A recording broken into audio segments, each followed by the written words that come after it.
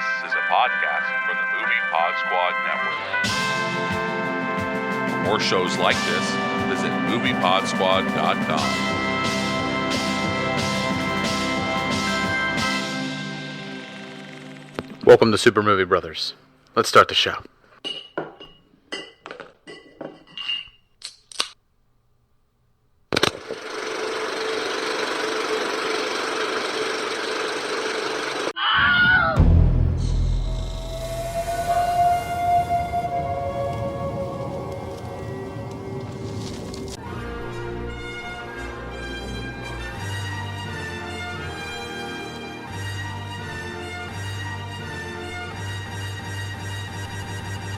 Really spectacular, spared no expense. Dodgson! Dodgson! We've got Dodgson here! It's a dinosaur. Life finds a way. Slapped it on a plastic lunchbox, and now you're selling it. You want to sell it. Well, Hold on to your butts. Now, eventually, you do plan to have dinosaurs on your dinosaur tour, right? that is one big pile of shit. You didn't say the magic word. Please! God damn it! Yeah, but John, if the Pirates of the Caribbean breaks down, the pirates don't eat the tourists. Clever girl. After careful consideration, I've decided not to endorse your park. Welcome to Movie Cocktail Podcast. I am one of your hosts, Super Movie Brother Dave. I'm your other host, Super Movie Brother Jay. Now, this is going to be our retrospective series. We're going to do one of these once a month, and joining us are two other hosts. So we're going to start off with Mark, former co-host of Movie Cocktail Podcast back in the day. What's up, man? What's up? And I guess current co-host again. Current co-host again. Yeah, that's right. You got rehired. Oh, is that what happened? Okay. Yeah. Your paychecks, Yeah, what am I? never happened. Okay. That's what I thought. Yeah. Turns out podcasting, not profitable. No. But not can at be all. fun. Can be fun. Fun, yes. And then we have another host. Go ahead and introduce yourself, Rob. Yeah, my name's Rob from the Fan Film Boys. Rob has his own podcast. It's a fantastic podcast. It's also part of Movie Pod Squad. He goes out there, watches fan films, and then talks about them, and occasionally gets some of the creators on for interviews, which is pretty cool. Yeah, it's very exciting. All right. So tonight we put a poll up on Twitter on the Super Movie Pod Twitter for Super Movie Bros. We put up 4 different movies to find out which movie we were going to be talking about. So we put up Independence Day, The Mummy. We also put up Jurassic Park, and you know what? Fuck it. I can't remember the last one. Who gives a shit? Because Jurassic Park won. And that's I really wanted Independence Day to win because this is probably going to be released right in the first week of July. So that's a nice 4th of July film that we get to talk about. Yeah. And I would have gotten to make an awesome 4th of July cocktail. I was going to put a sparkler, watch all you guys burn your faces as you drank it. But then Jurassic Park won, and I wasn't sad.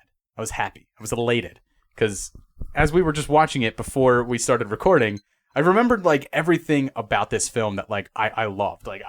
This film was imprinted on my brain.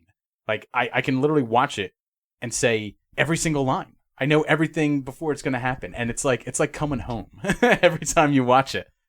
And it's still exciting, and it still holds up, and I think, obviously the CGI was seamless back then, and, to this day, it still kind of holds up because it has a great balance of practical effects and CGI work and animatronic, and it's a lot of fun. I really, really enjoyed it. We actually, in pre-production, we were watching a little bit of a rough cut of Jurassic Park. It looks kind of like a VHS recording, which was a lot of fun, but definitely one of my favorites. I still remember seeing this in the movie theater and just having that great balance of fear and excitement and mystery and just, so many different kind of emotions throughout this whole film, especially in that age when we were younger.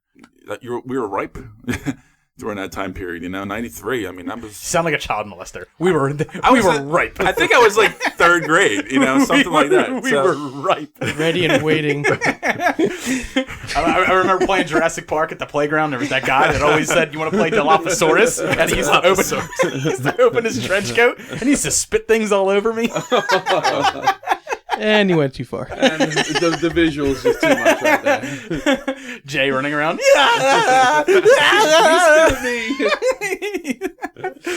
Oh man! So, you guys have any fond memories of it, Mark? Oh, so many.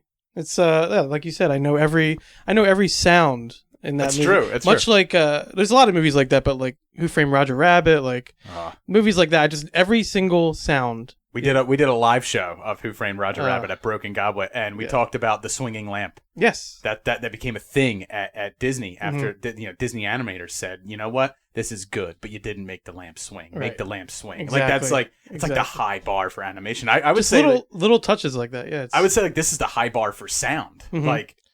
Yeah, who would have thought mixing a dog, a bear, a penguin, and an elephant together? Yep. I mean, that's the thing. Like, it was so creative with the way they did the action, the way they, like even the scene, where Nedry gets it, the way the dinosaur slinks through the grass, like the POV from that, from that perspective, like even just little things like that, mixing it up with the animatronics and it's very juxtaposed to the POV we got of Jay as a child with a stranger spitting on him. It's a little bit different.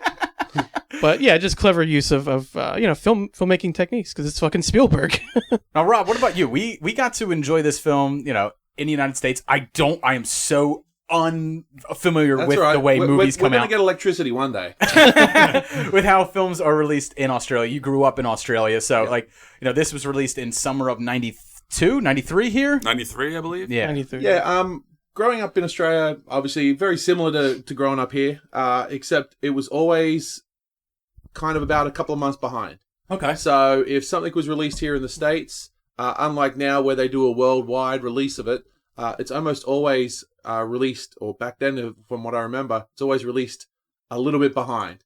So it used to be a thing that if you ever knew anybody going to the United States, you'd ask them to get you a VHS of a movie that hadn't even been released yet in And that was Australia. before region locking like they did with DVDs. So, sometimes some movies were never ever released in Australia. Exactly. If they didn't do well here, they never even released them over there, just because that's what they used to do. So that's one of the things that I always remember about it. I did see this in the theater. I remember sitting there with my family. I believe it was even opening night.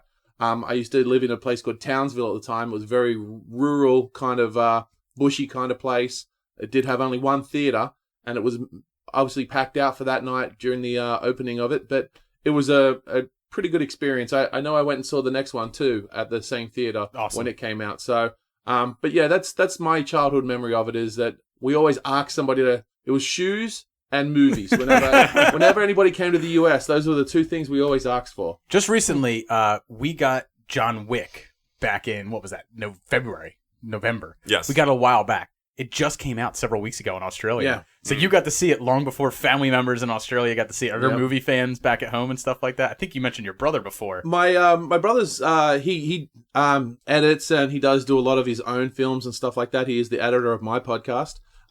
He's not really into watching movies. He's more into trying to make them himself. So he's not really into that sort of thing. Interesting. But in this day and age, I mean, in the day of the internet, I remember a couple of years ago myself. It was just at the height of the internet just starting with the whole Simpsons and who shot Mr. Burns. Mr. Burns. And because we were so far behind in the episodes back home in Australia... You don't need to worry about spoilers. We can all say it was Maggie. I know, yeah. What? But it took forever for us to get that information over in Australia because we were that far behind. Oh but it was burnt for us because we were that far behind. So we knew who it was before the show... Before that episode even came on, because Son of a that. bitch. So, how did you guys ever watch the X-Files? The Smoking Man's coming up this season. He's going to be in 3 episodes. I can't wait. That's awesome. But you're talking pre-internet days where, things just don't come around as quickly, So that, and you guys had like dinosaurs in your backyard, saltwater crocs, monitor lizards, drop bears. Exactly. That's why Jurassic Park rang true. Where I was, Townsville, very much a saltwater crocodile kind of place. So, yeah. Awesome. I actually fell down a YouTube hole last night. I had to ask my friend Fuzzy D from Who Spiked the Puns and Paul, who lives in Perth. He does the Countdown Pod. I had to ask, is it nationalist of me if I fell down a a Steve Irwin like YouTube rabbit hole last night, and they're like, "No, we love him." And I was like, "Oh, thank God!" I was like, I was He's afraid. national treasure. Yeah, I was afraid that he was a poor representation, like no. Paul Hogan was. No, Paul Hogan was definitely different. He was a poacher. You know what? We did embrace him at the time, Yeah. and then he just fell out of favor himself when all of his When the third movie came out. yeah. I think he actually even fell out of favor when the first movie came out because of how he was a family guy. Yeah. You know, we're getting totally off topic here, but he was a family That's guy. okay. And all of a sudden, he fell for his younger actress girlfriend, whatever, in the movie, and she, ended up getting married, and he ended up dumping his wife and everything like that. And I think the public in Australia just turned away from him because Son of of that. a bitch. And then everyone Fuck you, Paul Hogan. collectively, everyone went to his house and it's just like, "You want to see a knife? You will Here in Australia, we got morals, mate." You will not believe, even to this day, I hear at least maybe once a day, at least somebody say something about, "You want to see a knife?" or something about throwing shrimp on a Barbie. Oh, that's a terrible And, one. I would never use that one.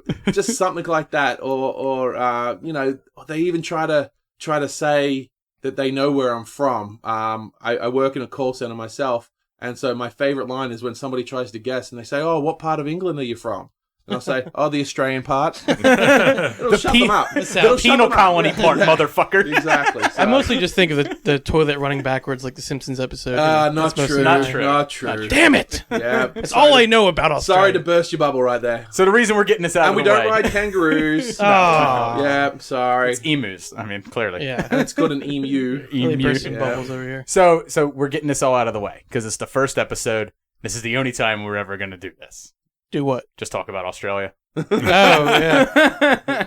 I mean, I was planning on Get it talking all about out of our the whole system, time. you know? Yeah, that's right. This All right. this man grew up fighting spiders like for a living. They're the size of men there. Spiders.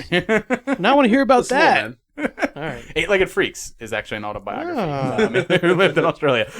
All right, so we got far off topic from Jurassic Park, but coming back around, let's get into part of the fun of doing this show. The reason it's called Movie Cocktail is because we make a themed cocktail to go with the film. So I selected the 4 films this time. I selected the 90s action adventure genre this time. So I got to make the cocktail. So Jurassic Park 1, I had some difficulty making this cocktail. At first, I wanted to make one that was called the Clever Girl. I looked it up online. That one was already made. Far too difficult for me to make. It involved like muddling cherries and shit like that. Too clever. Far too clever for a simple man of Sorry mine. for the accent.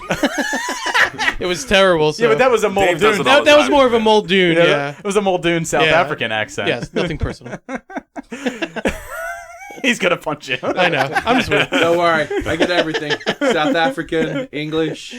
It's all the same. You sound Irish. nothing like Leonardo DiCaprio. You want to diamond? Anyway, so I decided to come up with my own cocktail this time. Sometimes I will take iterations of regular cocktails and then make them my own, but this one is just kind of out there. So it's called What it really comes down to it. We want to like what we're making and yeah, drinking. exactly. You gotta drink it, yeah. So here's the thing. I wanted tropical flavors because it's Jurassic Park, right? Tropical. Sure, yeah. So I decided, what's more tropical than Hawaiian Punch?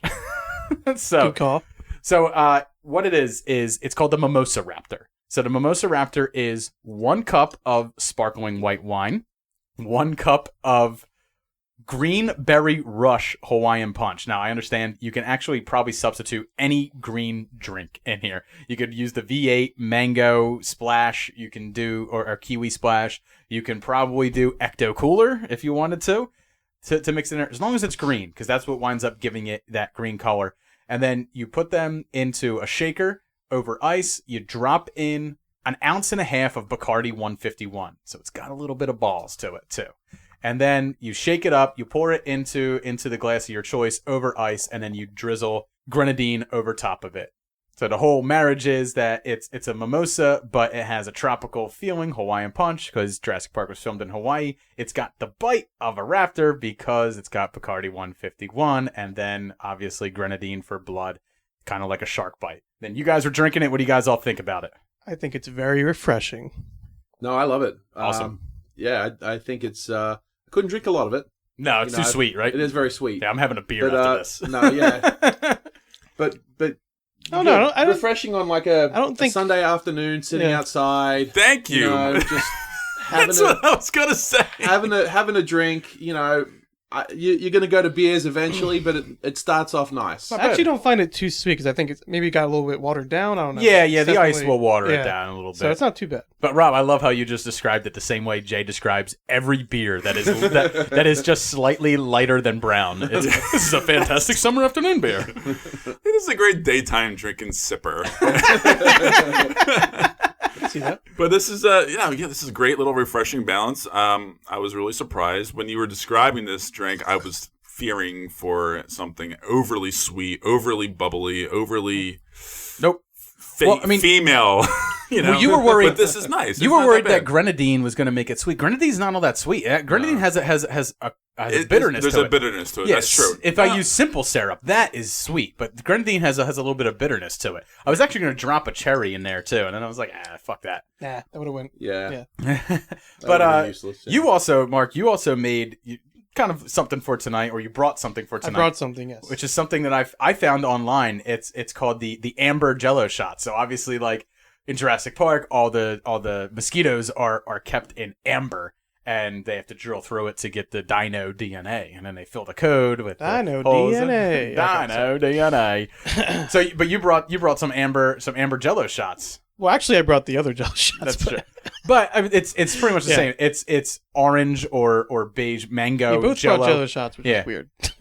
Jello shots with any alcohol you want in them. I put tequila in mine. Yours was Fireball. Yeah. Well, yeah. And yours was far more delicious than mine because I was like, oh, I'm gonna get clever and put Swedish fish in mine, so it's like something trapped in the ember. Yeah, it didn't work out. Oh God, no! Those Swedish fish they're hard in the center and like mushy clay on the outside, with no flavor because all the flavoring came out in the actual Jello shot itself. But A for effort there, Dave.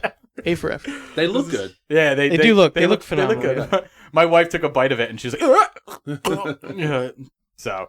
I was like, oh well, how's the shot itself? She goes, no, the shot's fine.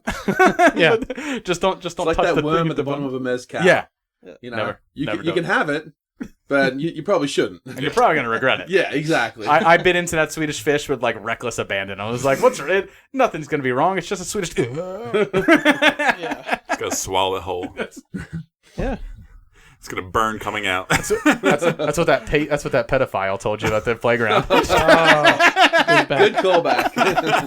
That's called a callback, ladies and gentlemen. Swallow it whole. So we're gonna take a break on that. We're gonna come back and we're just gonna talk about the film. We're just gonna spend some time gushing over it, all the things we love, favorite scenes, everything like that. So stay tuned.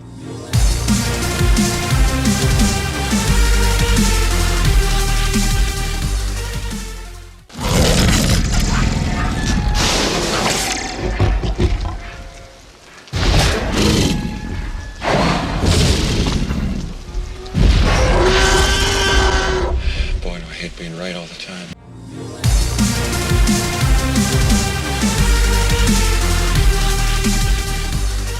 All right, gentlemen, now is the part where we get to talk about the movie as a whole. We talked about our memories about it. We talked about the delicious cocktail that was made. Still very proud of myself, so I'm going to keep patting myself on the back for that. But we just got done watching. Well, I mean, really what we did was we watched the first half. And I think one of the things that I realized, and it's something that I might have been aware of before, but then sitting there talking with you guys about it, I realized that like it was 55 minutes in when we first saw the T-Rex. Yeah. Which I was saying would never happen now in a doesn't. movie. We because our attention spans are so terrible. We just reviewed The Mummy, me and Jay, and I was telling you guys, like, The Mummy, like, it starts and it doesn't stop. There's almost no time for you to appreciate anything in the world. There's no build up. Yeah, at all. There's nothing like that. Yeah. And like, this is, my God, it's halfway through the movie bsee you see a dinosaur.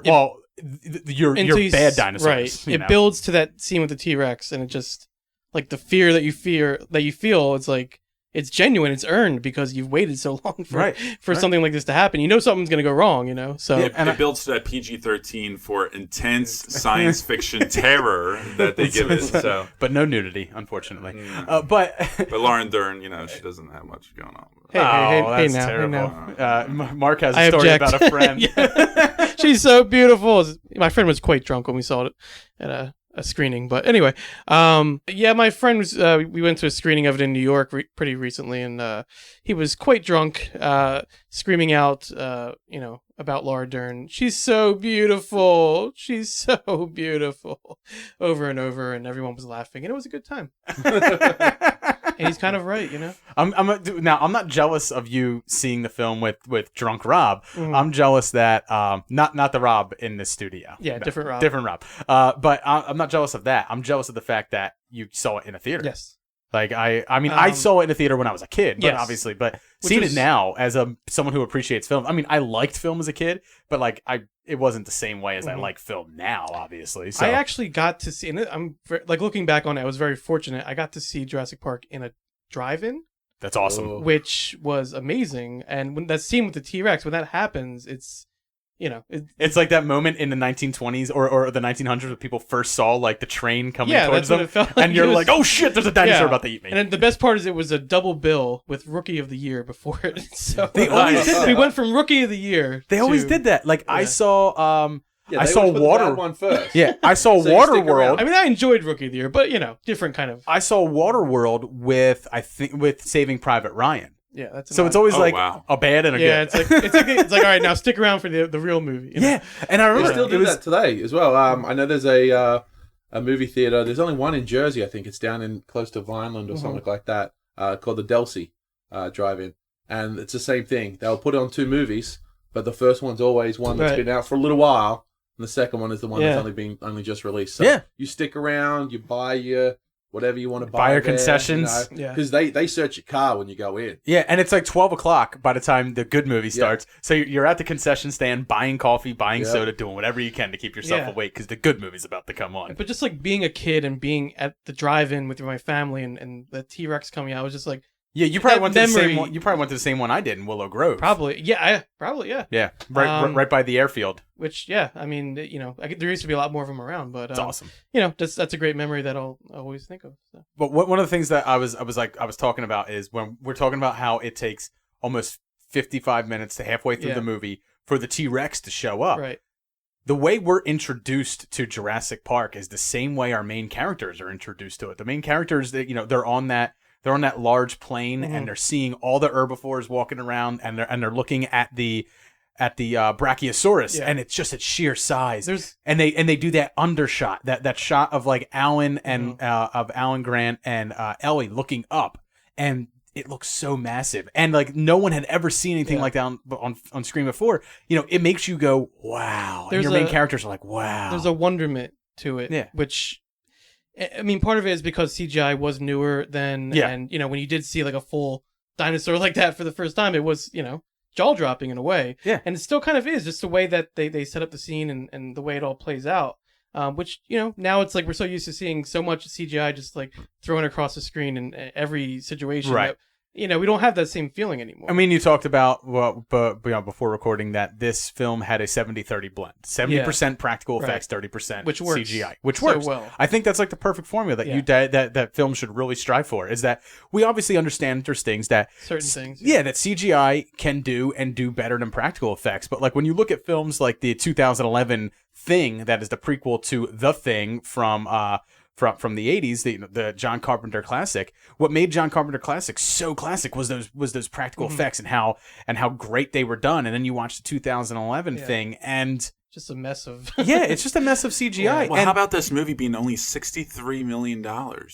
The budget. Yeah, It's well, really impressive. I mean, I so- know back in '93, maybe. So here's a reason for expenses that. were- Then we're getting into facts and trivia a little bit here, but ILM, who did the CGI for it, all of this stuff was supposed to be practical effects and stop motion animation.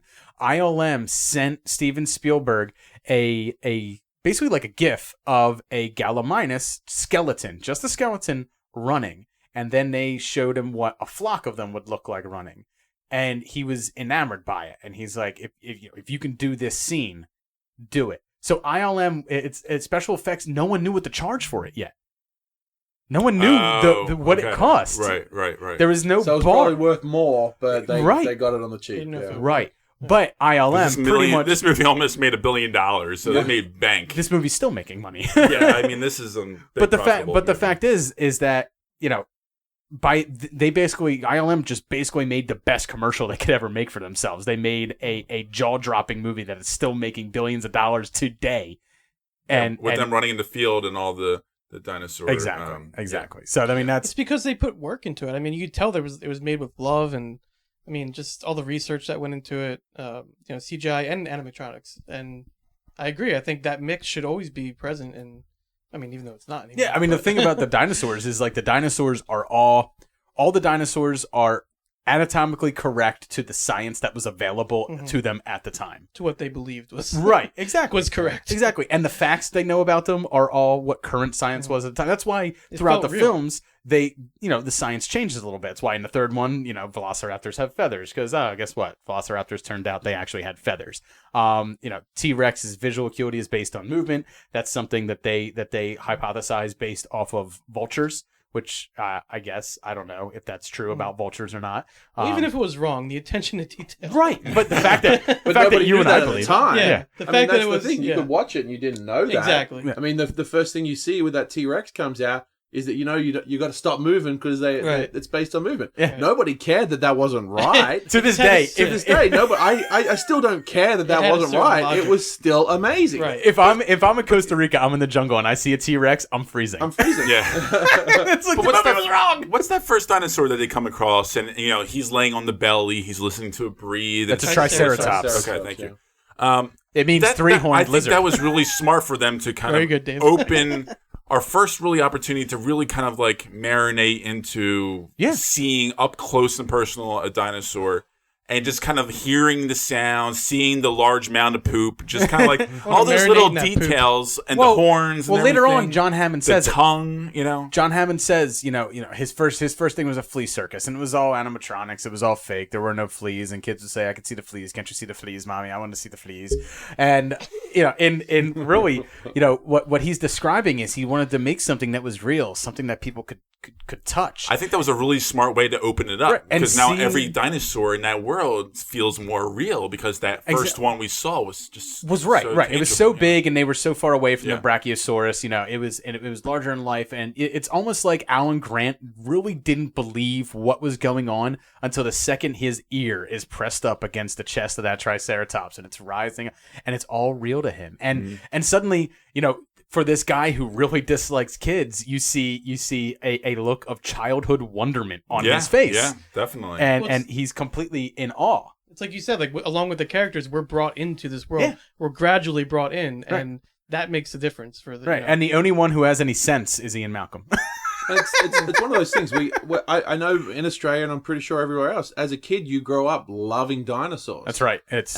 You have dinosaur books. Even to this day, my son, who's 4 years old, turning 5 this month, in fact, he loves dinosaurs. I haven't yet shown him Jurassic Park yet because I don't know if he would handle it. If he's 4, it might be tough to see Gennaro get ripped in half. He loves dinosaurs. Daddy's that man pooping? It's one of those things. And that's what you took away from that? To see them actually up there on that big screen, see them moving around, see them lifelike, it's one of those things going from being a child to seeing it. You think, wow, that they really were real. They, it's not something you're just seeing in a book anymore, Yeah. Take him to the Philadelphia Academy of Natural Sciences first. See how he does with a. And you can show him the blood-sucking lawyer getting eaten by T-Rex. But I mean, I'm really disappointed because recently Jurassic World, all the animatronic stuff, it came to Franklin Institute. Me and my wife, we really wanted to take my daughter. I didn't show her Jurassic Park, but I showed her pictures of what was going to be going on there.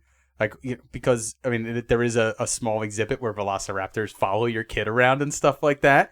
That's amazing. It would have been, but I showed her and I was like, do you want to go see that? And she goes, no, that's scary. And I was like, all right, you're 2. So 2, I think that's maybe that is. The downside is it'll never come around here again. It's probably the only time they'll ever do it. But I'm really remiss that I didn't get to take her there. That I didn't get to do that because I mean, honestly, I'm a big kid. I wanted to do it, But the Franklin Institute, it's really geared towards kids. So for yeah. 2 adults to go walking in there holding hands and like, You would have loved it, Dave. No, You know. I disagree on that one. You could be 2 adults going into the Franklin Institute. I went and saw the Star Wars exhibition there. I went there, but And- that was a little different. That was more like a Smithsonian exhibit. That's You're true, seeing yeah. a lot of things, a lot of memorabilia behind glass and stuff like that. You're not seeing, you're not seeing like live animatronics. These are all like please touch. These are all like interactive things and stuff like that. I would have went there and I would have face palmed the 3-year-old like out of my fucking way. Like I've been like, the T-Rex is coming up, get the fuck out of my way. I want the Velociraptors to follow me. Yes. Why do they always pay attention to the kids? Damn it! I'm an adult. I paid. My money's good. And then so after we're done with our awe and our wonderment and stuff like that, we get to the T-Rex. Yes. Like the first moment of oh shit terror. Like we in the just film. literally watched that scene again, and I still. I made you guys wait. Where we recorded a half hour late because I made you guys wait. But it was worth it because it was like watch it. watching that scene again. You appreciate it all over again. Just Oh my god, the way it made you feel, and still. And it's weird that like it was something that Steven Spielberg did at the last second. He added rain to that scene at the last second. Yeah. But it's odd because it's like you would think that rain really doesn't add a whole lot, but it adds everything, right? Oh, yeah. It really does. Yeah. It obscures atmosphere. it obscures the view of like everything. It adds a level of terror with the mud like rushing into the Jeep To the as it's overturned car, yeah. right Crush, as it's yeah. overturned and stuff like that. It's like that whole scene. I mean, the way you see, like you mentioned, Rob mentioned that there's 2 adults sitting there and they're just watching these kids get crushed and no one's doing It's anything. got to be a good 20, 30 seconds that Right. they're watching the T-Rex push around But the I mean, car let's face it. and- This is a day where you just saw, real herbivoric dinosaurs, and now you're seeing your first terrible lizard, the king of the terrible lizards, destroying a car. I think you got to don't let know what to do. Like you're just kind of in shock and awe. You got And they're to. not your kids anyway. Yeah, exactly. And Alan Grant doesn't even fucking like Yeah, kids, exactly. or so he He says says. quite clearly that doesn't like kids. Yeah. But the rain does. Some add of a them lot. smell. Babies smell. I mean, the rain, like there's poor visibility. No one knows what's that's what I going mean. on. It's It adds And to I the think whole thing. it does add something also because that scene is 70-30. That scene is 70% practical, 30% CGI. Right. So it helps obscure the CGI image a little bit so that you're not so easily picking out what parts are CGI and what parts aren't. Well, they used to try to hide, maybe because they weren't so confident about CGI, they would try to hide it with, things like smoke and water and things like that. But I do think that made it more effective in certain ways, because it wasn't right out there for everyone to, to scrutinize over exactly. So Right, it adds a level of obscurity to it. Right. But then once Alan Grant and Malcolm let the fear, they let the fear in, and then the fear goes out. Alan obviously remembers something that he knows about T-Rexes is that their visual acuity is based on movement. He gets the flare out and he throws it, and Malcolm makes a terrible fucking mistake. Now, just on that, how do you think they know that? How did you think they know that it's based on movement? There's crazy things that they know about dinosaurs based on the shape of their skull, hollows and stuff in their skull and stuff like that. Whether this visual acuity thing is real or not, there's things that they know about vocalizations of dinosaurs based on when we saw in the third one, which is a terrible movie, but we saw in the third one the vocal resonating chamber that they can see inside the raptor skull. So they can figure out a lot. One of the things they can't figure out though is skin color. You really can't tell from a skeleton what the skin color would have been. So they have to go with what the foliage would have looked like around them, which would then make up, because the same way an animal blends into its background in real life, they would have to make assumptions, which is why for years they weren't purple, right? Which is like for years we always thought that dinosaurs were these brown-skinned things, and in reality, more than likely, they were more brightly colored to blend in with lush foliage and stuff like that. Mm-hmm. And no one ever thought dinosaurs had feathers, and it turns out that the real velociraptors, which are only 3 feet tall and weighed maybe 30-40 pounds, were covered in feathers. Although they do talk about that connection a lot in Jurassic Park with the birds, between birds and dinosaurs. So. Right, and its bones are filled with air sacs and hollows, just like a bird, and even the word raptor means bird of prey. But that whole scene, man, where Malcolm gets hit by the dinosaur. It knocks over the bathroom. Rob brought up an interesting point. Why the fuck is that bathroom there? Why is it right there at the T-Rex spot? when you can't even supposed to get out of the cars. The only assumption I could think is that at some point they maybe expected, like, maybe that would be a pit stop and people can stop there. We'll feed the T-Rex a goat. People could take a piss, you know? Take a piss, take us some photos, take some selfies, you know, with the T-Rex eating take a goat. dump while they're feeding the T-Rex. Cell phones didn't exist yet, man. They were still Zach Morris phones back then, buddy. But I mean, that's the only thing I could think of. And where else would a lawyer go to die? Yeah. Scared on a toilet. And then, I mean, really, this is where the movie that we like really remember kicks off, right? I just want to go back a little bit. One of my favorite scenes that we didn't talk about happens before the tour happens. It's that dinner scene where Jay, you know... Yeah, as I said, like, I kind of forgot about that scene. I mean, you know, it's just one of those things where... Because you constantly think and remember about... Like, for me, like, the rain, like we were just talking about, that's imprinted in my mind. Like, that rain really had a good impact on me. But you don't remember Malcolm, you know, Ian Malcolm's best lines of the film? Well, I mean, as I watch it, I do. I mean, I remember, but like, it's not like I can quote it back. And you wielded it like a kid who found his dad's gun. Lauren said she saw it 4 or 5 times this year. I'm like, I haven't seen this movie probably in 4 or 5 years. This is a film that's okay to be watched, dude. I will. I don't disagree, but like this summer, I will watch Jaws. Rewatch movies like that anymore. I will watch Jaws 5 or 6 times this summer. I will. I mean, Yeah, it's just the way life is. It's just not me. But over the In summer. a weekend. Oh yeah, this is it. Every weekend. Jaws 1 and maybe sometimes I'll throw in Jaws 2. Never will I throw in the other 2, but Jaws 2. I'll give that one a go every now and Jaws 3D though. Come on. then. But not in Can't go 3D, right? Jaws of Revenge, where the shark stalks him. And Michael Caine is named after a Northeast sandwich. Yes. His name's Hoagie, and he's clearly a drug smuggler, right? Good We old talked about Hoagie. this before. Yes, we did. He's clearly a drug smuggler, right? Definitely. They don't ever bring that up, but he's a drug smuggler. I mean, Yes. he flies a small plane to and fro islands, and he just, you know, don't ask about his Yes. job. I mean, he delivers things to people. Yes.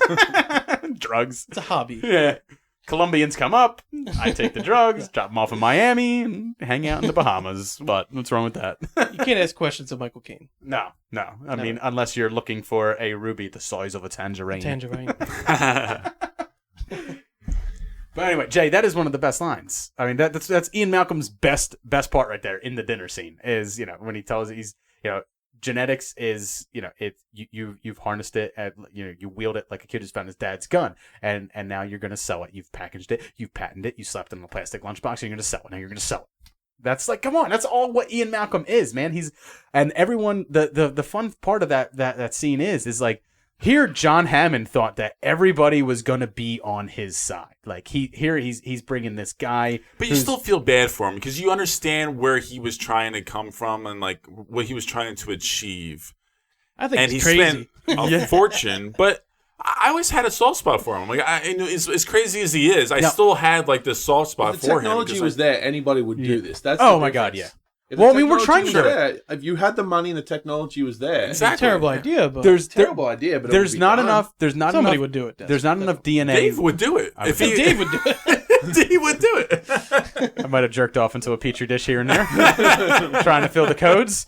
Turns out you need, you know, blended DNA for a frog, but they are trying to do it right now. There is genetic companies right now that we've found enough. There is I watched an entire documentary of people in Russia who go to Siberia. They go to these old mines in the permafrost. They tunnel into the permafrost and they spray the permafrost with water, melting the permafrost, and mammoth bones come out. And what they do is they then take the mammoth bones. Some of them are so well preserved that the marrow is still good inside.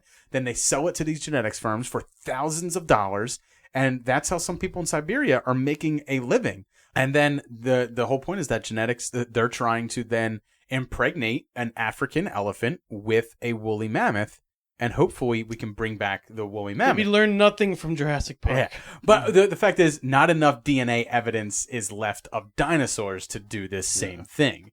You know, it was only a A couple. woolly mammoth would be kind of cool, though. It would be, right? I mean, where would you keep one? As though? long as it doesn't trample us, we'll be good. Doesn't pull T-Rex on us. But so I mean, theoretically, what they do is possible, with the exception of how do you get like the DNA from mosquitoes? Wouldn't a mosquito have dozens of different dinosaur DNA? How do you know what DNA you're actually abstracting and stuff like that?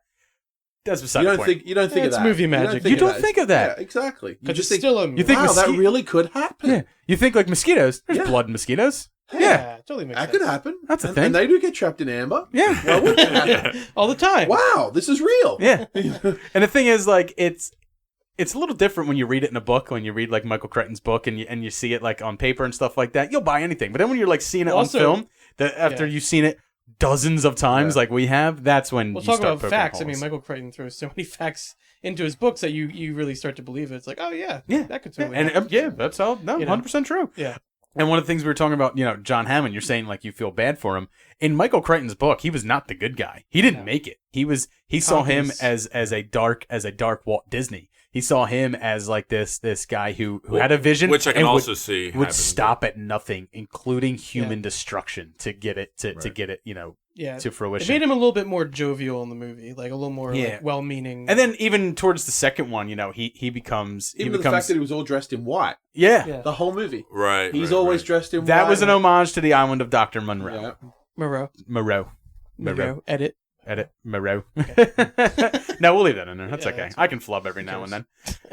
So, I mean, all right, we're moving on in the film now. This is like we said, this is where the real adventure starts, right? Now, Alan is lost with the two kids. Gennaro's dead. Ian Malcolm is injured. Ellie comes back with Muldoon, finds them, finds the destruction that has happened from the T-Rex. They're kind of getting an idea of everything that's going on, that Nedry caused all this. By shutting off the power, which sounds terrible. Like that was your only check and balance is the power. If the power goes out, we're fucked. We're fucked. Yeah. And you're in Costa Rica and you're relying on the power. There's no stories. On an island in the middle of the what? As long as there's no typhoons. How often do typhoons strike in Costa Rica? Every year, at least 3 or 4 times. It's one of the rainiest countries in the world. I'm sure the power will plan. never go out. Yeah. We generate our own power. There's a bunch of velociraptors running in hamster wheels making the power. But Foolproof. So that's where we find Muldoon. He's still that's where we find Malcolm. He's still alive, and that's where we get the scene that I think is probably the most action packed for me. One of my favorite scenes is the T-Rex chasing down the Jeep, and Malcolm sitting in the back. Must go faster. Must go faster. Must go faster. And around the same time, was that Nedry? He's trying to sneak out the whatever the things are in the Barbasol can of shaving cream, the and embryos, and Wayne Knight. Obviously, he was probably like in the middle of Seinfeld shooting and took a summer off and shot this movie. But he had a nice little scene. He was a great little fat little shit. I mean, put it mildly. Just watching him like tumble down that hill, that muddy hill, was hilarious. Way to fat shame, man. Jeez, man. Nedler was just a guy trying to make a buck. Yeah. God. And you had to go fat shame him like that. Shut up. He lost weight in real life. No, He did, and then later, he gained it, back. back. But still, he lost it. It could be done. He It had can to be prove done. It just could be done. There's hope for any of us. He didn't like himself that way. It had to be done. Yeah.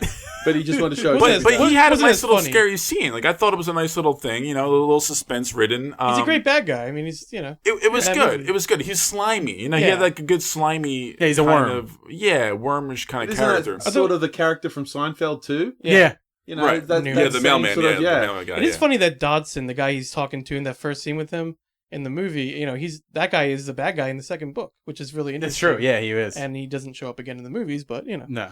Anyway, just Dobson. a little tidbit for Dobson. you. We got Dobson here. We got Dodson here. See, no one cares.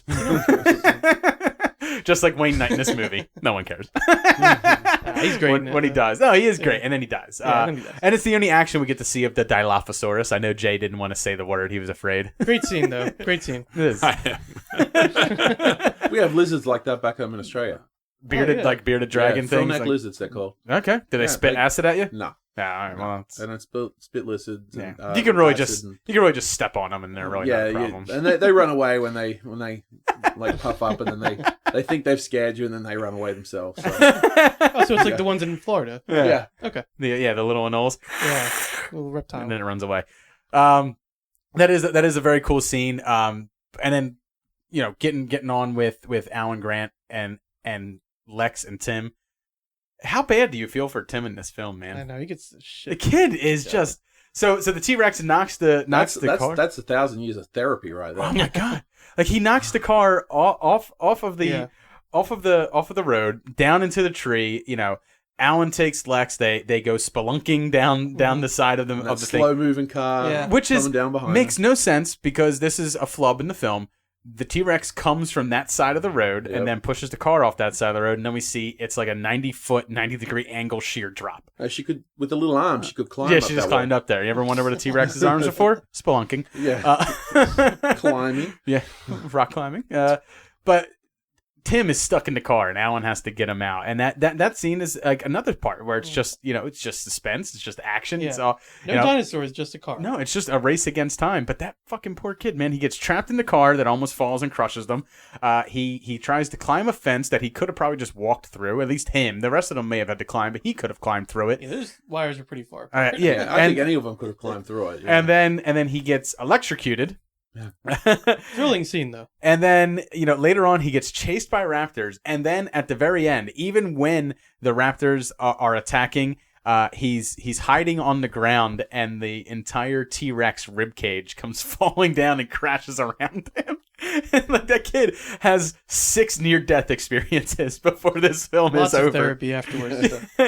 But no, we see him in the second one. He was fine. He seems like he's doing fine. Yeah, he's doing good. He goes to a private school. He's wearing a tie and everything. Like he looks like an upstanding member of society. And then he's heavily medicated. Yeah, turns into a serial killer. The sequel they didn't make. The one they didn't want you to know. You ever seen the movie? We got to talk about Kevin. It's we got to talk about Tim. Oh, Jesus. We got to talk about Tim. He just goes to a dark place sometimes, and he's got some issues. He's got problems. Yeah. That fucking poor kid. So once they get him out of the tree, we are back to like a false sense of like wonderment and awe again at one point where we're finding out that these dinosaurs that we were previously told wouldn't breed are breeding. We're finding eggs, and Malcolm was right. Life finds a way. And the herds of the Gallimimus. But what Rob was saying, like, do you think he saw us? Like, we get that beautiful like little moment in a tree the big where dad joke. Remember, it's a Spielberg movie. Yeah. and they wake up to the Vegisauruses. Vegisauruses, yeah. But it's also a great scene because Alan hates kids, right? Yeah. But here he is with his arm around 2 of them. Yeah. And it's like, you're going to stay up all night? All night. Beautiful. Yeah, it's a beautiful thing. It was a good scene. Yeah, I mean, it's and it was the right time for it too, because you needed kind of like a breather. Come down after. Come down after all the excitement and then suspense. After that is when we get to the Gallimimus field, and the T-Rex is out hunting. That scene's really fun, and that is the scene that like. You just see them out in like the wild, Yeah, and that was probably one of the hardest for the CGI animators to do. I mean, they had to. Well, did you ever see the footage of them actually acting out the running? Please look that up if you can. Did they get like 60 grips just to go exactly. running? I don't know if they were grips, but they were crew members. Just a bunch of nerdy crew members running through the fields like dinosaurs. It's amazing. Look it up if you can. There's a whole making of. Back in the day. That is fan-fucking-tastic, man. It's great. I would love to see that. Jumping over logs, and it's great. In that little T-Rex costume you see on YouTube videos these days. Oh, yeah. The one the inflatable one. That looks hilarious. And it's right about now that we go back to the visitor center and we find out that Nedry was dumb enough to shut off the raptor cages. Yes. And the raptors are loose. And really, I mean, raptors are just kind of like, we've seen bones of them. But they're kind of like mythical creatures in this, right? Like we talk about them. They're really the stars of the film. I feel like in the way. They are. They become stars of all of the films. And nobody really knew what a raptor was before the movie too. Not really. No. I again going back childhood. We all loved dinosaurs, but I can't. Everyone remember knew T-Rex, but everyone knew T-Rex, but I can't remember they're more ever scary, knowing what though. a raptor like because was. they're so much more quicker. Well, and these they ones have a little bit more of a scary look. They somehow. stalk You don't need to say more quicker. Just say quicker. Shut up. Edit. I don't edit his vlogs. Only my own. That's why you edit it. If he wants to edit out his own flubs, he should learn to edit. Yeah. No, but that scene with the 2 raptors following them is that's one of the most tension filled like in any movie and ever. So absolutely. I mean, but that's one of the things like we had no clue what raptors look like until we talk about not seeing the T-Rex till halfway through the movie. We don't know what raptors look like until the last what, Yeah. 30 But minutes? they allude to it before, which is great too. Yeah. Well, I mean, you see the bones and stuff like that, That right? first scene where Grant's freaking out that kid, Yeah. making him shit his pants. and we know more about the raptors than we do about the goddamn T-Rex from the opening scenes. You know, and a raptor will use this 6-inch retractable claw like a laser to slash you here and here, or maybe across the belly, spilling your guts. The important thing is you're alive when they start to eat you. Which is great for any kid to hear. So maybe show a little respect. That's why Rob's talk 4-year-old about son therapy, has not Yeah, seen what about that kid? That kid that he was like disemboweling. And he did not right become there. Chris Pratt, by the way. Yeah, he did not become Chris Pratt. That was my bad. But I mean, that's that we know a lot about them. We know that they hunt in packs. We know that Alan Grant knew that's when you see the one in front of you, and that's when the other ones come, not from the front, but from the side. And the other two raptors you didn't even know were there. But Muldoon, who is a man who was a ranger in an African park, in an African national park, doesn't know that raptors hunt in packs, even though he knows there's 3 of them, even though he feeds them. Oh, he knows. On a it's daily just basis. way too late by the time he does. By the time he figures it out. That's unfortunate. That's unfortunate. Clever girl. Muldoon was always my favorite character as a kid. I liked Muldoon. I thought he was. I thought he was the Muldoon most cool. badass. Yeah, I thought he was cool. He had man. big guns. It was great. He just didn't take any crap. Yeah, exactly. He said what he felt, and just went out there and did what he needed And he to knew do. shit about raptors. Well, he did. I mean, he's the one that said, how fast, 30, 40 miles an hour, and they can get up to 60 cheetah speed out in the open. And it's like, that's fucking scary. Yeah. You're telling me these things are 10 feet long, 6 feet tall. They have giant razor, death claws on their fucking feet, and they're fast and strong. Even the scene where he feeds, and they hunt in packs. And they hunt. So it's not just one of them. It's not just one, right? One is a problem. One of them is scary. 3 equals we're fucked. the scene where he feeds the raptors, and we don't even see anything. We just hear them. All we see is bushes moving, trees moving. Yeah. That's Spielberg. We're talking about sounds. The What same was idea the- of Jaws, with not seeing the shark. Oh, you mean the? What was the sound of that? That high pitched, a squeal. Yeah. I forget what that idea was. What that is? It was. I know I did it read had something to do somewhere with that some of tires the- squealing. I know But it was some that of the was one of them. sounds of the I read somewhere online that some of the sound of the velociraptors was actually turtles having sex. Two tortoises or something like that. I could makes actually sense. believe that because as we sit in a room with my turtle in it, he Having tried sex. he tried to bite me once, and he like barked. It was like this high pitch, like, "Nah!" And I was like, oh god, no, no. Yeah, it's that kind of like whatever the fuck that is. It's great though. But I mean, yeah, I could see.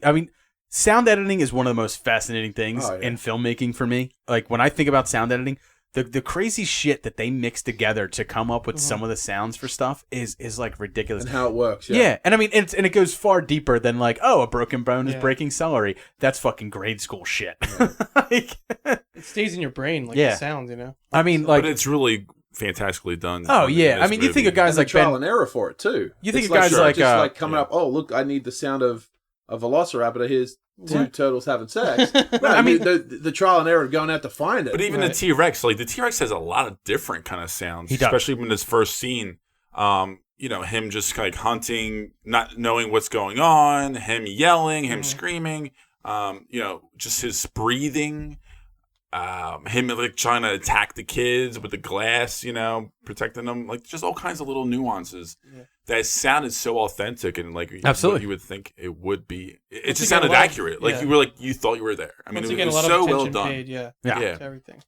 Yeah. Well, that's what old Spielberg was, right? Yeah.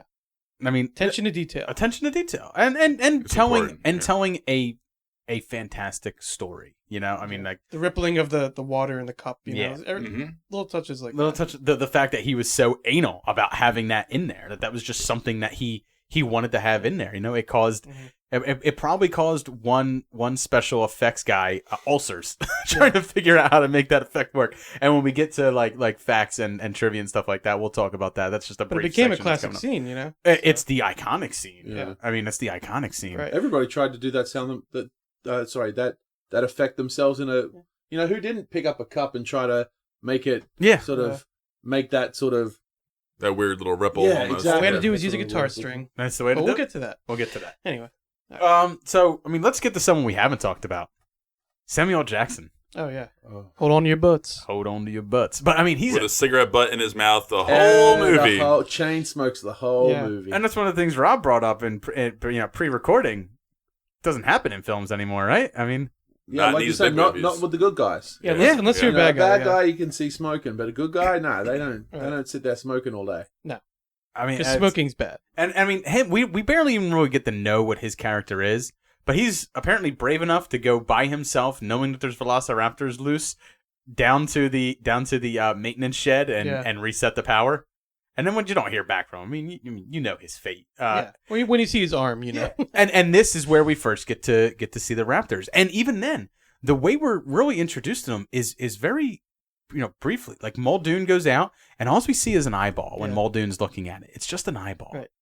And then it's when the other one jumps him, it's almost like shaky cam. Like they purposely shook the camera so that even though you're seeing the full raptor jump on him, it's completely almost obscured. You're not really getting enough of it. You don't see everything. Yeah, you don't see everything. It's like that first part in Jaws where we see the shark from under the from atop the water and stuff like that. Terrifying. Yeah. Right. It's terrifying enough. And then Ellie goes down, and once she's into the sub basement and she's in there, that's when we first really get to see them. Yeah. And they are terrifying. And then obviously Alan, Lex, and Tim get to the visitor center now. Well, real quick, I always found it very creepy that the other raptor is watching Muldoon getting eaten. Yeah. Just kind of like leering at him with a snake, crawling creepily by. That whole thing was just always unsettling. What's his thing with snakes, man? Watch. Yeah, he just likes to watch. He's into that kind of thing. Yeah. Something about that, That raptor's nickname is Voyeur. And then we get to we get to Alan, Lex, and Tim. They get to the visitor center. It's almost like we get a brief moment of joy. We're like, we're back, we're safe. Everyone's eating Jello. And then the raptors come. We get that awesome scene that is in the kitchen. Yes. With Lex and Tim, and that scene, that is probably the most suspenseful of the film. And to this day, I can't figure out what makes that ladle fall. He bumps into it, and then all of a sudden, the hook that it's hanging on just goes, nah, I give up. just bad luck. Just falls. Just bad luck. And then obviously they trap the raptor into the freezer. Which, by the way, we don't go back to it. That raptor's trapped in there forever. For a cold-blooded creature, it's dunzo. I just like that scene, the way they play with you, where you see the reflection of the raptor, but you don't know it's a reflection. Right, until the last instant where it hits the, Oh, no, it's a reflection of Lex, and we don't know it's a reflection of her. That's what I mean. And then like, it runs in, and it dents the metal, and it's laying on the ground. You, on the edge of your seat. I like the way the raptor reacts, too. It's like, it's like all dazed, and like it gets up, and it shakes its head, and it's like, I'm back. Yeah, I'm back. Like a dog almost, Yeah, it's just like, I watched my dog run into my glass door 100 times. You're a sick man. But almost like a cartoon dog. It's like what is it, Tom and Jerry or something like that, where they get hit by the hammer and they're like, stars around the head. Yeah. Or like when Foghorn Leghorn used to come up and put the pot over top of the dog's head and ring the bell and then run away, and the line would go, his rope would go just short enough and miss Foghorn Leghorn. He would choke himself. Yeah, exactly like that. Exactly like that. These raptors are these cartoon characters. Basically. I mean, pretty much. I mean, like we're wrapping up the film here. This is where they're being hunted by the raptors now. Now, like the big bad ones are these raptors that have them trapped. They go through the ceiling. Finally, like it ends, and we're to the point where, it kind of seems like all of our main characters are done for. The raptors have them surrounded. They have nowhere to go, and the first time ever that you don't hear the T-Rex. You don't hear that. Conveniently. Right. The T-Rex comes in, takes care of business, and he kind of becomes the hero of the movie. Turns out he's the good guy. Yeah. All along. She. And Colin Trevorrow really wanted you to know that in Jurassic World, that is the same T-Rex. Yes. That is her. Quite clear. That is her. She's the same T-Rex. She's the hero then. She's the hero now. I have no clue where they're going with the second one. I'm actually staying as spoiler-free on Jurassic World 2 as I possibly can. We're just going to follow that T-Rex. Yeah, that's all it's going to be. That's truly what the story's all about. Going on an adventure. It becomes we're back. We're back. I thought it was too. Yeah, that was Spielberg too, though, wasn't it? Yeah, Spielberg and Don Bluth. Yeah. Don Bluth animation. And they go to dinosaurs get woken up in New York. Dinosaurs right there. the golfing kind and the eats goats kind. Yeah. So obviously, I mean, we love this movie. We all have really, really fond memories of this movie. Really, nothing bad to say about it. To be No, honest. no, I mean that's the thing. And no negative. just take a moment and think about Steven Spielberg's career. What is the last movie you could think of where you can say no complaints? 1998, Saving Private Ryan. There's some things probably on there that people would critique, but I think overall, as far as no questions asked, this is probably the movie. Right? Yeah. Even still to this day, yeah. I mean, Sure. even though that we were I think the talking most about it recent one before. would be Minority Report, as far as like a really good, solid film. But even that, you could. But even still, there's some kind of flaws there. Yeah. And then before that, like we said, Saving Private Ryan, which was, 98, something like that. Either way, it was, a long time ago. As far as and a then- cinematic experience, I mean, Jurassic Park is like, Sure. you know. It's almost perfect. Yeah, exactly. No, I mean, it absolutely. I mean, that's what I take away from it. Yeah. This film is perfect. I mean, the sequel isn't perfect. The Lost World's not perfect. I think what makes The Lost World just really, I mean, I'm not saying flawed, like it's a bad film. I don't want you to think like I actually enjoy The Lost World as well. Certainly not this though. There's too many people, right? You lose that personal personal touch a little bit with so many people. I feel like if they had followed the book a lot more, it would have been much better. I agree with you. Right? Yeah. I mean, I actually like the Lost World book better than I like Jurassic Park the book. Yeah, I know the book's great. Yeah. Because I mean, the book that Michael Crichton wrote for Jurassic Park, I kind of found it like if they were to make that, it would have been really hokey. Yeah. Like it would have been a real hokey book. Like John Hammond would have been a mustache twirling villain. The Raptors would have been there would have been more than one. Number one, there would have been dozens of them almost, and their nest was inside a volcano where there was tons of eggs, and they had to destroy them. I mean, they really treated the Raptors in that book like they were xenomorphs in Aliens. I mean, that's the way they were treated in the book, and I thought that would have been way too hokey. I really It's a enjoyed good blend of like enough of what was from the book right into the film that it was more believable. the bullshit science. Yeah, exactly. But the second movie just went off the rails. It was just, I don't know. Yeah, I mean, I think Something went wrong. Spielberg really wanted to. He really It was wanted probably to. because of the money situation. I mean, you had to. You had such a huge big hit with Jurassic Park. I mean, you had to keep making them. Bringing the franchise had T-Rex happen. to the mainland, and I mean, well, it became a Godzilla movie. That was him scratching his itch. I mean, that was King Kong. Yeah, That was, basically. Yeah, King I mean, Kong, he loved King Kong. He loved Godzilla. He Right. loved things like that. He wanted to bring his movie monster to the real world. It just didn't feel like Jurassic Park. It doesn't. It Yeah. doesn't. But he got to scratch that itch, and that's something that Spielberg has often talked about himself. One for me, one for them. He's always done that. He always likes to throw a little bit of what he wants in there too. Yeah. And that's I don't now Jurassic Lost World would have been, that's a one for them one, but he had to put something for himself in there. Mm-hmm. And I felt like in the past 10 years with Spielberg, we've gotten a lot of for him. He's made a lot of for him. Lincoln, Bridge of Spies. Not as many popcorn movies, I guess. No, yeah. I mean, I'm looking forward to like that type of resurgence from him, though. I think he still has it in him. You think he'll come back with that? Something like that? Well, Ready Player One. Ready Player One. That's his big movie. That's in post production right now. I'm looking forward to that. I'm so looking That's forward to an that. amazing book. I'm not gonna lie. When they announced that the Dark Tower was going to be made, that's Spielberg. I know it would have been too big budget if Spielberg did it. Like he's too expensive to get. That's who I wanted. I like what a better marriage. The king, no pun intended, of best-selling novels and the king of box office, Steven Spielberg, Well, also coming together. Steven and Steven come together But to story-wise, bring you pseudo, the like, gunslinger. The pseudo father-son relationship that Spielberg always does. Yeah, I mean, I thought it would have been perfect, but unfortunately, he was probably too expensive to get. Yeah. He might maybe not something he would even be And interested isn't in Ready making. Player One like his like love project too? It wasn't like something that was originally he was doing for others. That's why it's taken so long to do. Did I hear that right? Yeah. I mean, he's he's really talked about wanting to do it for a long, long time. It's also taken some time to get Ready Player One out because of the licensing problems with it. The book has Transformers. The book has tons of Marvel, DC Comics callbacks. Yeah. We have enough Transformers movies. Not only Transformers and DC and Marvel, but you've got all the old games. You've got all the old like everything from Dungeons and Dragons through, This sounds like a very expensive movie. It's going to be. Oh, yeah. But it's a fantastic book. Oh, it's an amazing fantastic book. So, I mean, cool. We're going to take a brief break, and then we're going to come back. We're going to talk about some interesting facts and trivia about it, and then we are going to announce what the category is for our next podcast, what the films are going to be that we'll be putting a poll up. So stay tuned.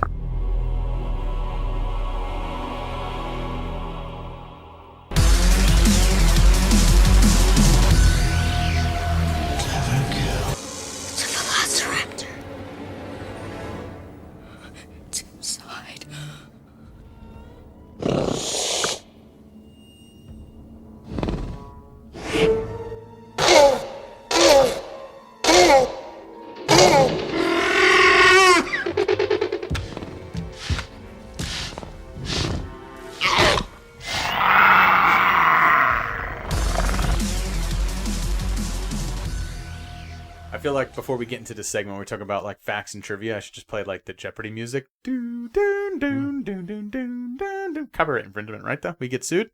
Probably. As long as I use less than 30 seconds, we're safe. Yeah. So, I mean, this film is filled with fun little facts and trivia, just like all classic films. Me and Dave were just spouting shit out oh my God. earlier. Yeah, when we're watching the film, we're both. Endlessly. It's like I mean, we both knew that it's dog, bear, elephant, penguin that they used to come up with the T-Rex, and then we one of the things that I remember is as a kid, Alan Grant wore that hat. Like he just wore that hat, and I'm like, fuck, that's like they're fucking Indiana Jones, man. Come to find out later on that Harrison Ford was originally offered this role. I mean, he was offered the role of Alan Grant. He turned it down. He felt that the role was too similar to Indiana Jones. He felt that being directed by Steven Spielberg again was just not what he was interested in at the time. And actually, like I think about it, I think it might have taken away from the film a little bit to have Harrison Ford in that role, have such a big star.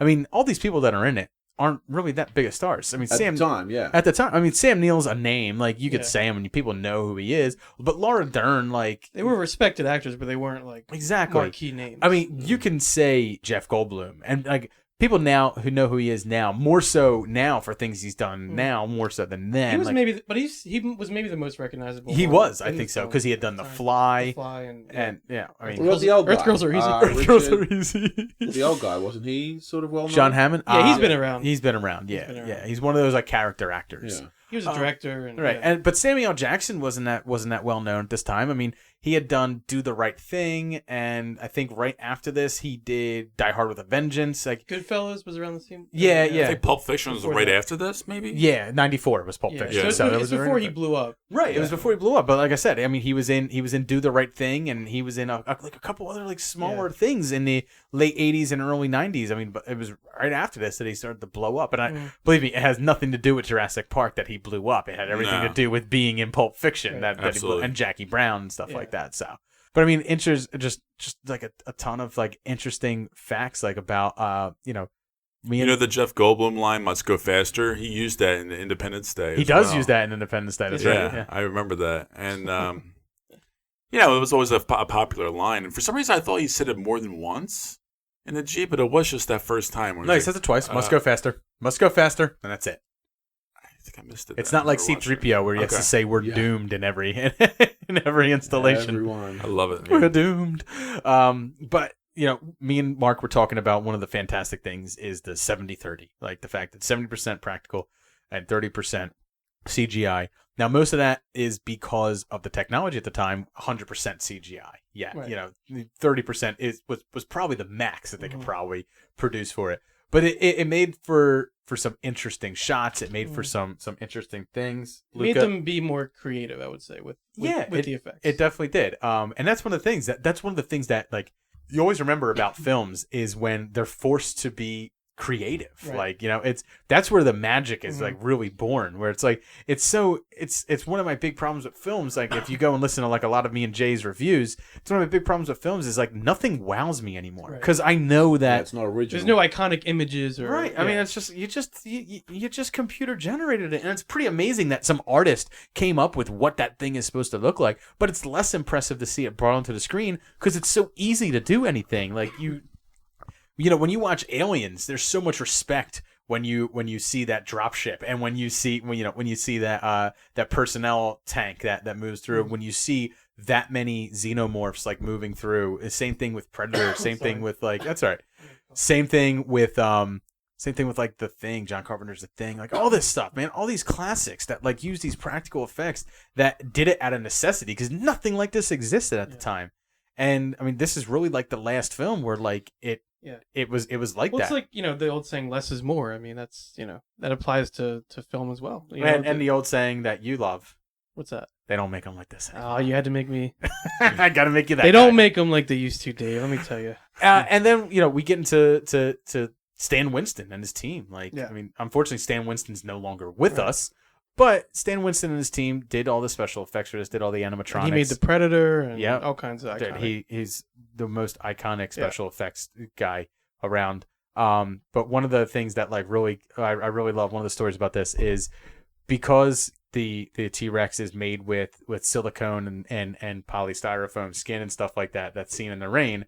The animatronics were not designed to be wet because the skin would soak up all the water. It adds hundreds of pounds to the frame of that thing, and it got the shakes. Yeah, it got shivering. Cool. It developed Michael J. Fox. I mean Parkinson's.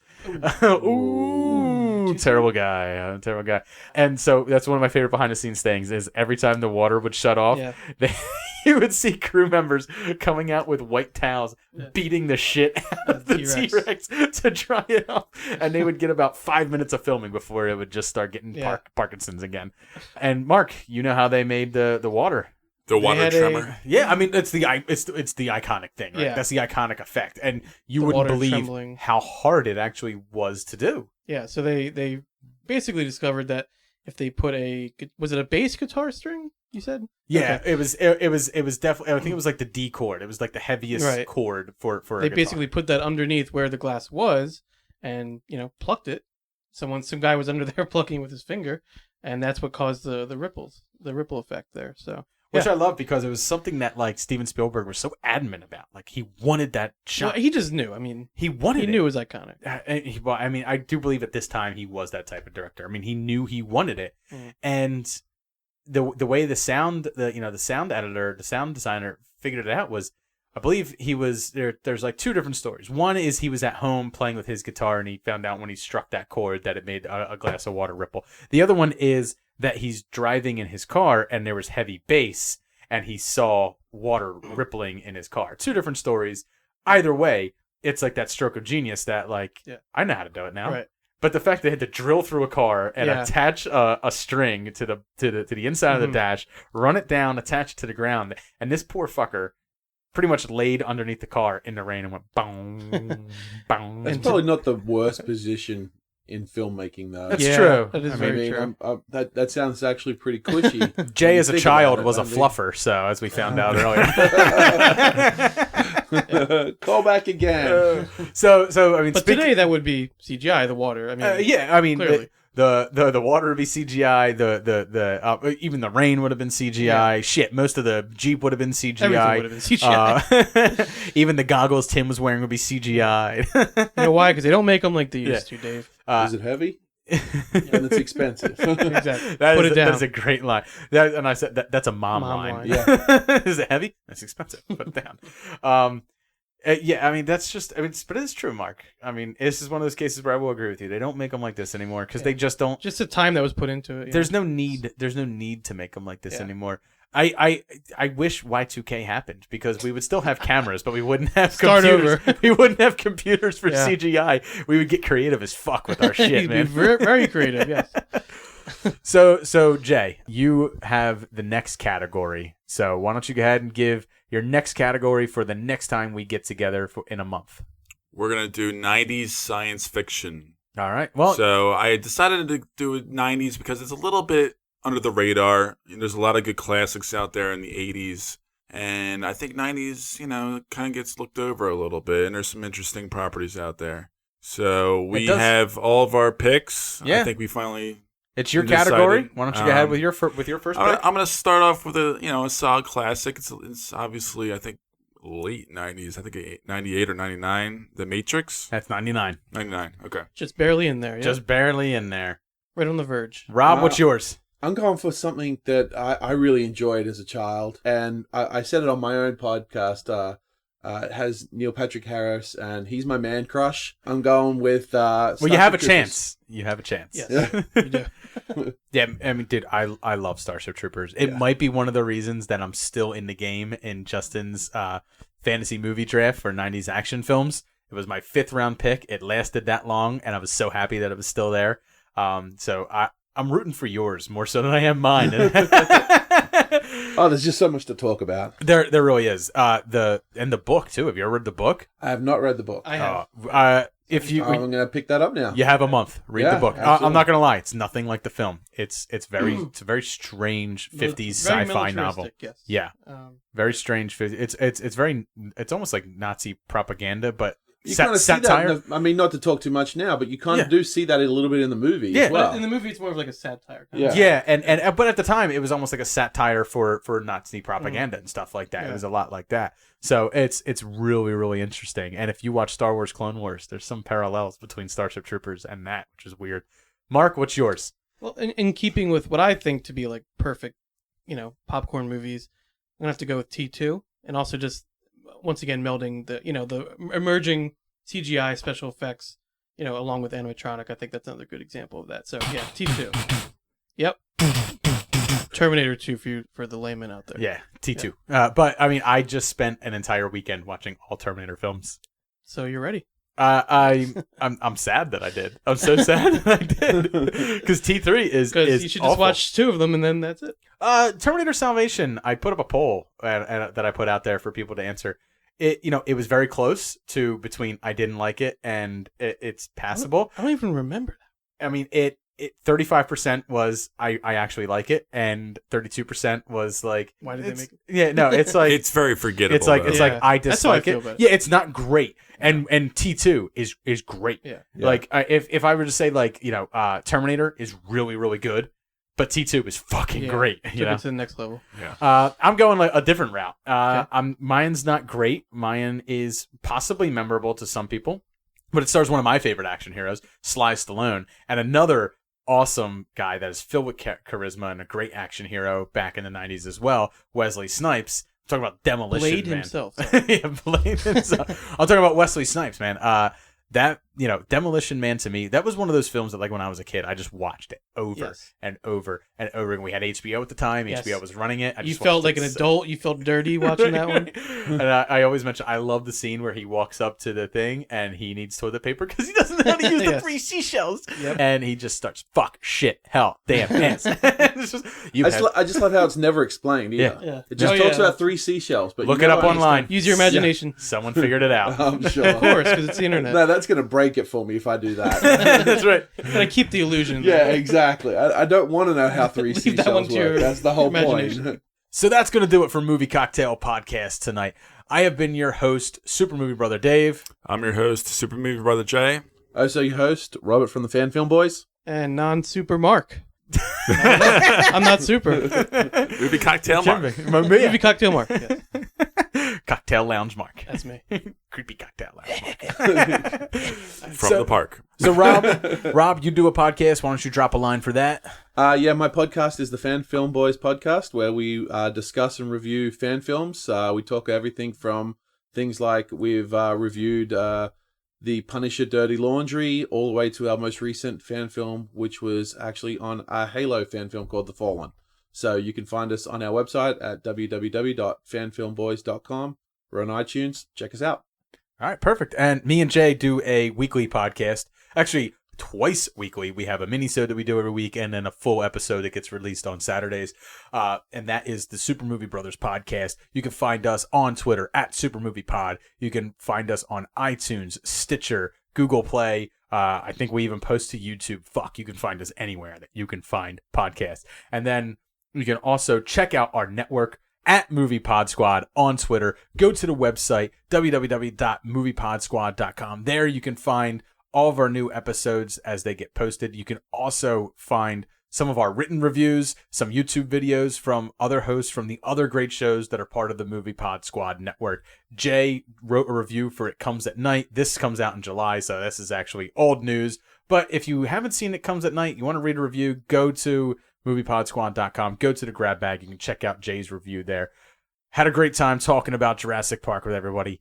Want everyone to have a great night. If you enjoy this show, please go on to iTunes. Leave us a 5-star review. It's how our show grows. It's how our show gets found. Do the same for Rob's show, The Fan Film Boys. Go check that show out. Leave them a 5-star review.